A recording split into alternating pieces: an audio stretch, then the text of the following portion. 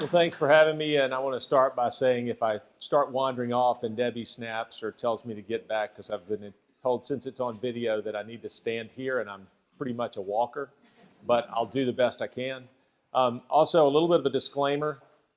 Some of the slides are a little bit quirky, and I will provide an updated one that may work out a little bit better should you be able to look at it online or even get a copy of it, or I'm happy to provide that if you'd like to. I also didn't put a bunch of references in here. I know that most people in this room are not going to go look all of this stuff up. And the references are many, and they're a bit complicated. So if you want references, I can get them for you. But a lot of what I'm going to say today is more of an FYI. I've got some science to back it up, but I learned the last time I gave one of these talks that you don't need to get too far off in the weeds. So we're going to try to say what we can do instead of operating on your joints when they hurt. So, that didn't work. It should be, which one? There we go, there's advancing. Okay, so arthritis has been around for a long time. Arthritis simply means, I feel like this is not coming in all the time. Arthritis is inflammation in the joints, and that takes on a lot of different things, and it is not necessarily the cause of your joint pain. Let me say that again. Arthritis, by definition, means inflammation in the joint. But that may or may not be why your joint hurts. So when people say, oh, I've just got arthritis, well, you may have, but that may or may not be the reason why you're hurting. So it's been around a long time. You can read this as well as I can. Historically, it goes back when we start talking about what we consider as arthritis today.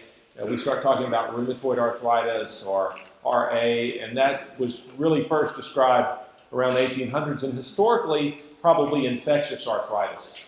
Infections in the joint that destroy the joint are probably more common. Not common today, not common in most of our lifetimes. With TB or tuberculosis being an incredible destroyer of joints in developing countries.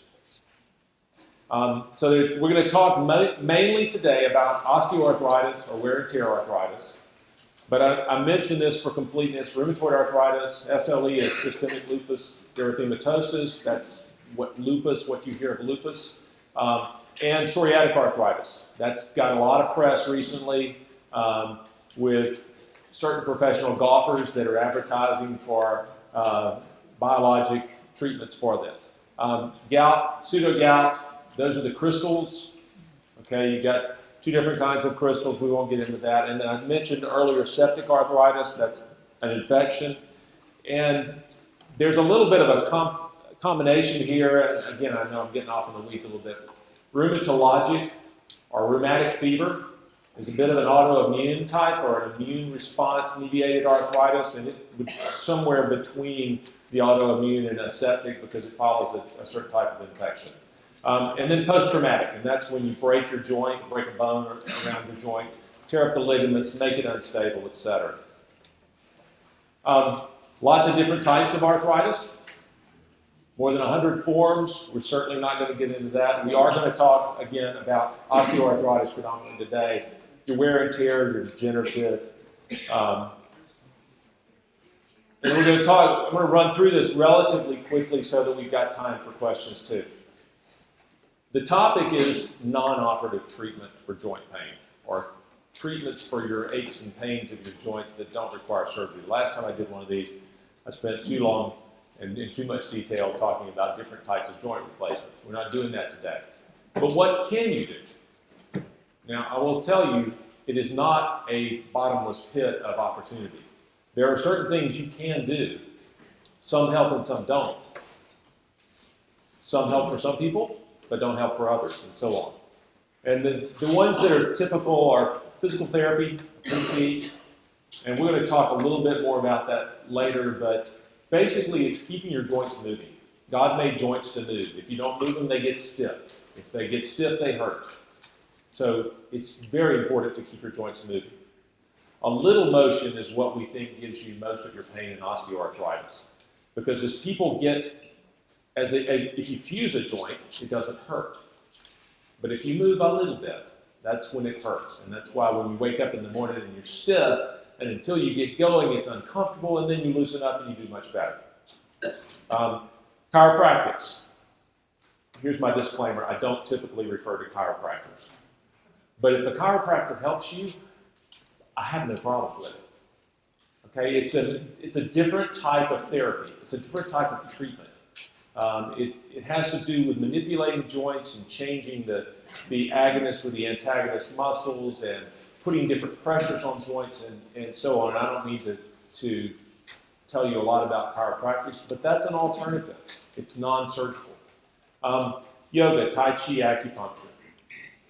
Mostly yoga and Tai Chi are working on your balance and keeping your muscles moving. They spend time in positions or certain postures, and that works muscles in unusual ways. Sometimes it makes you worse. Sometimes it makes you better. And in that respect, you just got to try it and see. It tends to not hurt you or cause harm, but it may cause pain. Bracing and orthotics. You can spend a lot of money on orthotics. You can spend a lot of money. Orthotics are custom-made insoles for your shoes. Bracing, you know what bracing is. You've probably seen on TV somebody that will send you a brace, and all you have to do is just call a number and they'll send it to you. And then what happens is because a lot of you are insured by Medicare, is somebody like me will get a notice in the mail or from a fax that says, so-and-so has ordered a brace, and they want me to sign for it so they can bill Medicare. And I'm going to categorically tell you I will not do that, because I don't know what they're putting on you. I don't know if you need it. And so just be aware of that. They get a commission off of that brace sale, so be careful. Now, off of my complaining, bracing can be very helpful. It's very difficult to get 100% relief with a brace. But if you've got a knee that's bowed, you might benefit very well from something called an unloader brace, which is one that applies pressure and changes the forces on the joint, so that when you walk, you're not continuing to beat on the most worn part of your joint. There are other braces, obviously. If you've got knee instability, you can go with any type of functional brace. You see football players wear them all the time. Those work, they help. They're not a panacea, they don't change your joint. I've got a few people that have terrible hearts and histories of strokes and are really not surgical candidates, and they've done braces for several years. Sorry, ladies, most women do not tolerate knee bracing as well as men do. It is what it is. But it's worth a try. If you're not interested in anything surgical, assuming that you needed something surgical, then a brace is a great thing. It doesn't hurt. Orals, pills, liquids. NSAIDs, that includes Advil, Aleve, Celebrex, Naproxen. It also includes aspirin. Okay, so most of you may be taking an aspirin, that's a low-dose aspirin. And my understanding is that you could continue to take an anti-inflammatory if you wait 30 minutes after you take your aspirin, then you don't eliminate the cardiovascular help of the aspirin. NSAIDs or non-steroidal anti-inflammatory drugs do not treat arthritis. And that's not heresy. They don't treat the disease process. They simply treat the symptoms. And there have been multiple well-done studies that show that Tylenol is as effective as helping your pain as the Advils, Aleve, Celebrex, Vioxx, Bextra, Naproxen, Voltaren, and there's about 25 or 30 of them. There's even one called NSAID, which is another non-steroidal anti-inflammatory drug. They help the pain, but taking that is not going to change your arthritis. It's It's not going to slow down the progress or anything like that. Glucosamine and chondroitin, also known as OsteoBiflex, Move-Free, Joint Juice, Cosamine DS, there may be some others. You can buy it almost anywhere now. Drugstore, Walmart, Costco, order it online, you name it, you can get it. It does seem to help. I can tell you any number of people that I've treated that I recommend that they try it, because as far as we know, it doesn't cause any major side effects. It's not a very allergenic type of a compound. It is made from shellfish usually, so if you have a shellfish allergy, you probably ought to stay away from it. The only thing that I usually hear from people, and this is unusual, if they're having troubles with it, is it may make them a little bit nauseated or a little bit queasy when they take it. If they take it with food, that usually takes care of it. Recently, within the last probably 6 months or a year, the Orthopedic Academy has come out and said that it doesn't help. Statistically, it makes no difference compared to a placebo in treating your arthritis. So my suggestion there is, if it works for you, it's 100% in your series, I would continue to use it. If you haven't tried it and you're looking for something different, try it. If it works for you, again, it's helping you. And that's all the statistics don't matter if it works for you. Herbals. I feel like there we go. Herbals there are a number of herbals, and we'll talk about a little bit more about that a little bit later. But some of these are maybe still coming through. It's just when you turn the head to the Okay. side. So don't turn my head to the side. Okay. The herbals, again, the ones typically used for arthritis are a little less problematic than the ones, say, for memory loss and some of the other homeopathic remedies. Some of the St. John wort, echinacea, ginkgo biloba, some of those have antiplatelet effects. And so if you're taking that sort of stuff and you are having surgery, you need to let your doctor know that. Most of the ones for joints, the hottest one right now is turmeric. It's a spice, and it's, I'm going to show you some things that the homeopathic or naturalist, or however you want to call the people that are promoting these, are looking at them scientifically. The hiccup on the herbals and the supplements is they're not FDA evaluated. That doesn't mean they're harmful. It just means that they haven't gone under the same scrutiny as your blood pressure medicine or your diabetic medicine or whatnot. Vitamin supplements, we kind of talked about it. And the prescriptions, most of the prescriptions will fall under that anti-inflammatory effect. There's one that I didn't mention that I had added, and it's called Limbrel. And the important thing about Limbrel is that it's not a traditional NSAID. All the NSAIDs, if you're not familiar with, they have a black box warning. Okay, since Vioxx got taken off the market, the FDA said they had to put a black box warning saying that it's potentially harmful to your heart and your blood pressure and so on. Limbrel doesn't have that. It's considered a medical food. It's a flavonoid, and it does take about 30 to 60 days before it really helps, if it's going to help. A lot of people like it. It is a bit on the expensive side, like so many of these other things that have sort of a niche market. Compounded creams, that's another hot thing right now. You can buy them over the counter to some extent, but most of the ones that we would recommend, and I'm a believer in these, okay, these are another potential treatment option for painful joints, especially hands, elbows, feet, ankles, places at wrist where there's not a lot of meat. I mean, if you're rubbing it on your behind to get to your hip joint, probably not going to get there. But your knee is pretty subcutaneous. I mean, you can feel the bones around your knee. So rubbing it on there, that does help. There's two that are commercially available, Pennsaid and Voltaren. They're both diclofenac sodium in different concentrations and different preparations. But you can go down to the compounding shop and get a prescription. You can get literally almost any kind of anti-inflammatory. They'll put Lidoderm, which is numbing medicine. Some of them put Biofreeze, which is basically menthol. There's a lot of different combinations. They've got scar cream. They've got hair growth cream. They've got joint pain cream. They've got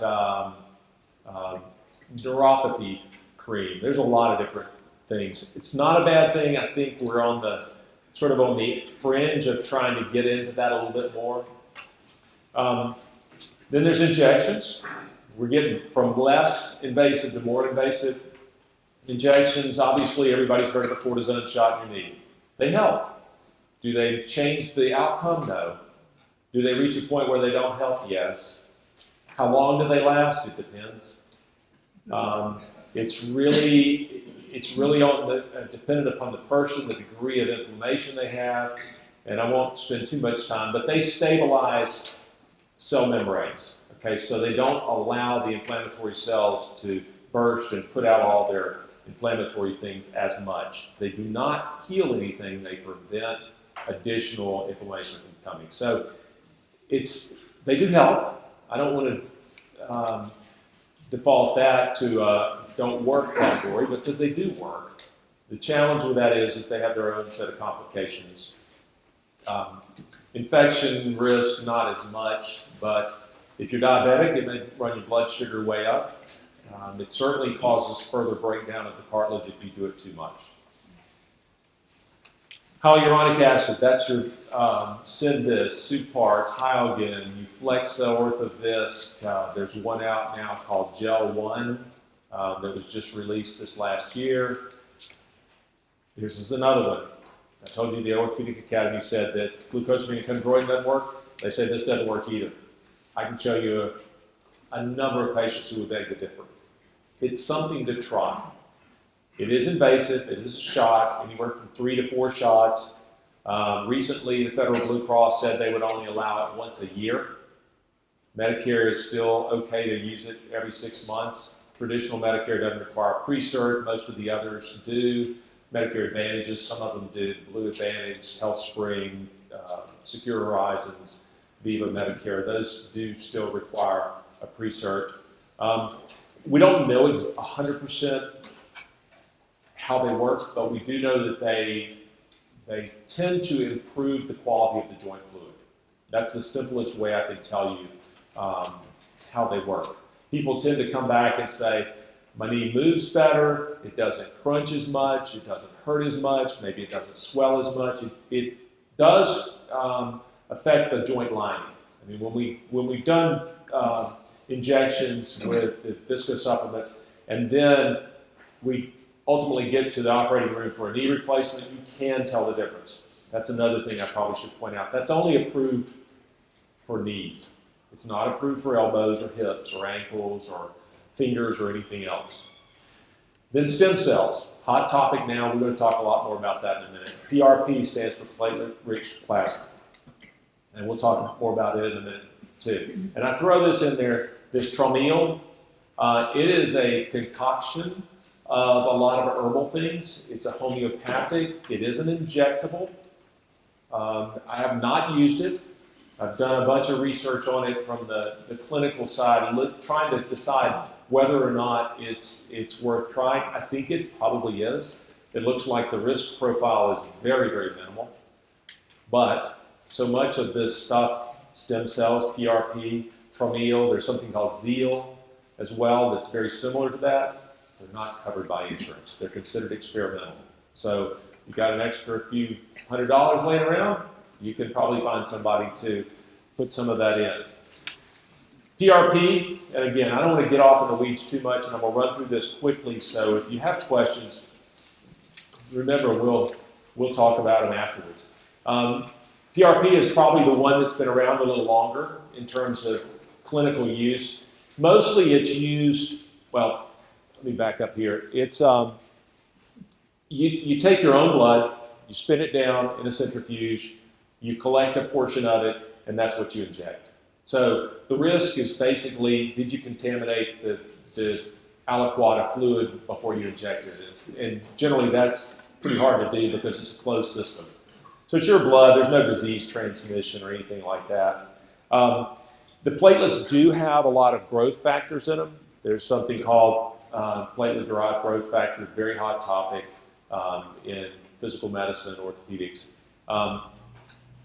PRP, they also have anti-inflammatory components to them. There's not a lot of proof. There's not a lot of really good studies going that prove that they do work. They're also considered enhancing substances, so they're outlawed by the doping agencies.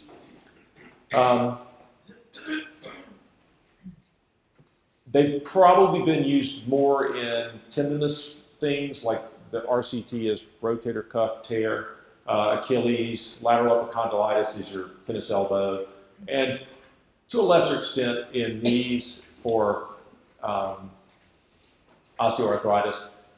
I put this up there, you can look at it. This is a good, simple source. It's put out by the Orthopedic Academy. It's a good patient education source. If you've got questions, you can kind of go up here and type in a search and it will give you information on that. It'll give you appropriate references and so on. Stem cells, big hot topic, especially if you hang out at St. Vincent's, and I talk to these guys almost every Friday morning about it. And they'll tell you that as Lyle Kane and Jeff Dugas do a lot of this, Benton Emblem does too. Jeff will tell you that they are on about the second floor of a high rise in terms of how much they know about it. There's a lot more going on now, and there's a lot of, I'm going to say digression for lack of a better term. People are taking different paths in terms of stem cells and how they're using them or where they're collecting them. It's been a hot topic for a lot of things, but the undifferentiated cell is what a stem cell is. That means it's the cell that can turn into any other kind of cell. Okay? You can read that. The angiogenesis just means that they're bringing in new blood vessels, which creates healing. They can turn into specialized cells. That's the hot topic for nerve because it's a very, very highly specialized cell. Articular cartilage, the stuff that wears out when you have osteoarthritis, is a very specific, very highly developed cell. It's not, things don't just turn into that. They turn into fibroblasts, which are the generals. You don't get the specifics, you get the general tissues. Proliferation and regeneration. So far, nobody's really seen a lot of tumorigenesis, meaning turning into cancer. That's always a question when you're turning on cells. Are you turning them on and not being able to turn them off? And then finally, they do release the growth factors, but they release the immunosuppressions too. So they can probably work to decrease some of the inflammation that's going on. They're kind of your internal repair system. You have them going on right now. Again, the highly specialized cells don't do those very well. And we're going to touch, I'm just, again, running through this at about 50,000 feet. Embryonic versus somatic. Embryonic are obviously from embryos. That does not mean that you had to sacrifice a child to get it. They're taking them from the placenta, from the umbilical cord, and whatnot. We'll talk about that a little bit more. Somatic are a little more interesting. The one that seems to be the easiest to turn into a multipotential cell is from fat. We all have a little bit of that. And so you can treat that. And in 2006, some scientists were able to change a fat cell, an adult, traditional, nothing special fat cell, into hyaline cartilage. Hyaline cartilage is the kind of cartilage that covers the end of your bones in your joints. Now the problem is how do you make it go there? And that's, I'm going to put my negativity on the stem cells right now. Stem cells, like some of these other things, are not reimbursed because they're considered experimental. And so if you got anywhere from $1,500 to $10,000, you can get all sorts of stuff put in your joints. How do you know that they're going to where they need to go? And the answer is we don't. Now, they will tell you from their studies that people get improvements.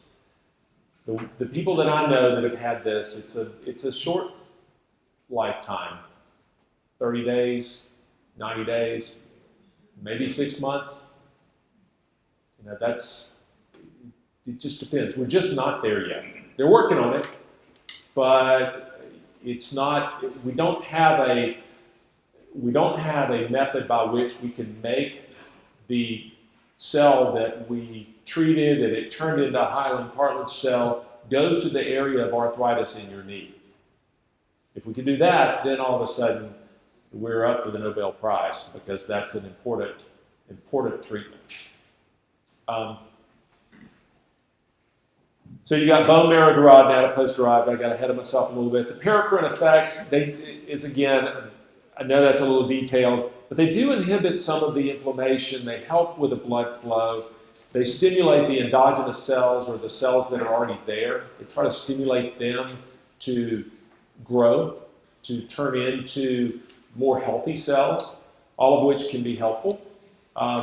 Again, you can aspirate the bone marrow. That's what most of the people are doing here. That's more of your $1,500 deal, is you can aspirate your bone marrow, spin it down, and inject that into your knee or your hip or whatever. The adipose-derived are still out there. The embryonic ones are the ones that are much more expensive.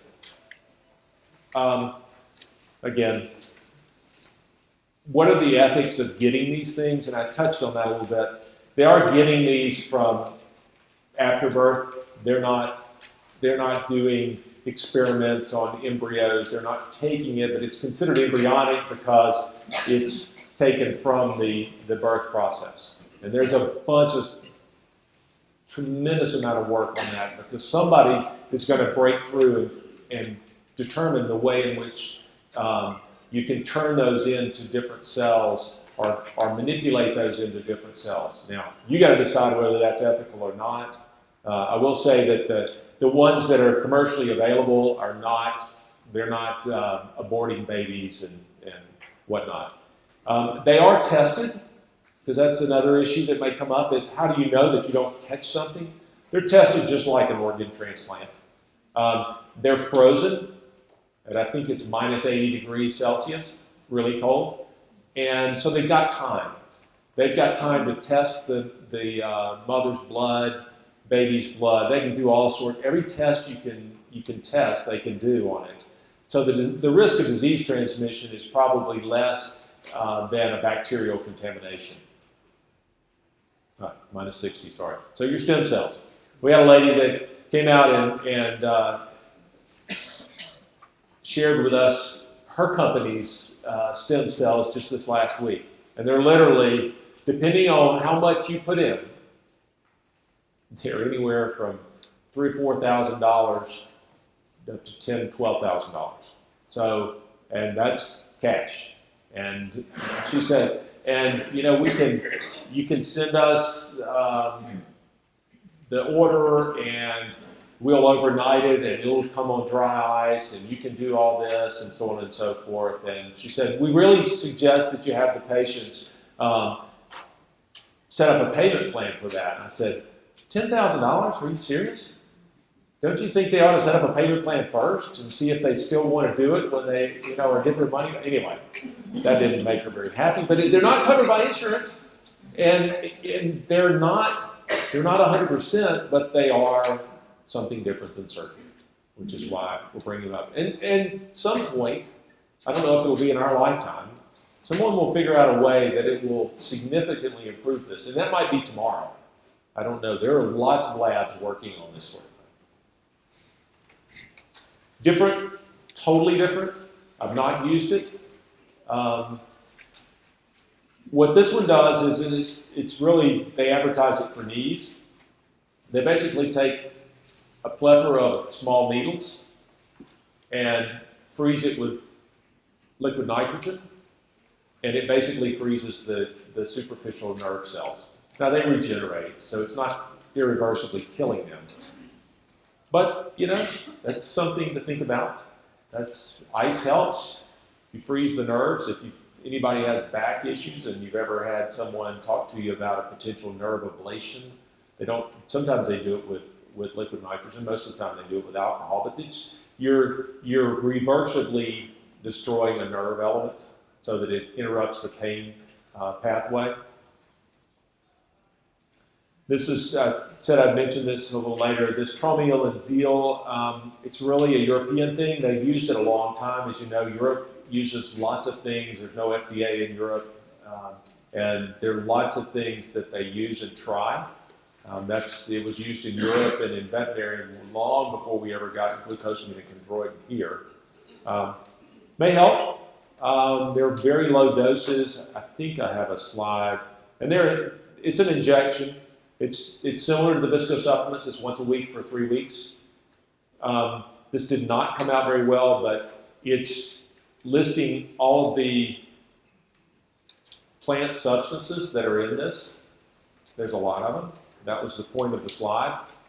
And this didn't show up very well at all. And again, I can get you a better one. I was trying to get this to show, because it gives you an inflammation cascade. I'm sure it showed up even less well on the handouts. But I was trying to show where these things act so you could get a feel, because it's a fairly straightforward diagram in terms of, we don't need to get into arachidonic acid, leukotrienes, and prostaglandins, but those are different places where these anti-inflammatory cells hit. That's one with just a different look. That's a little bit easier to see. You hear a COX-2 inhibitors, maybe that's Celebrex. That stands for cyclooxygenase 2. Nobody talks about the 5 LOX. That's where Singulair, if anybody has asthma or somebody with asthma, that's the leukotrienes tend to be the ones that cause constriction in your lungs or your bronchioles. And that was it. That was pretty quick.